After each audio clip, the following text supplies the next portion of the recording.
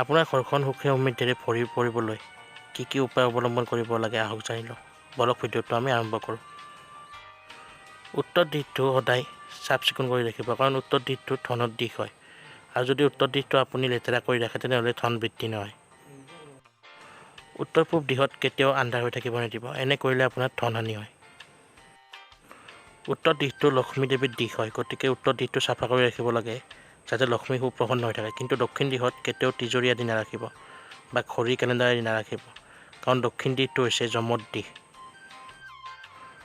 উত্তৰ পূব দিশত কেতিয়াও পাকঘৰ নবনাব, এনে কৰিলে আপুনি বিভিন্ন দুশ্চিন্তাত বা সমস্যাত পৰিব পাৰে।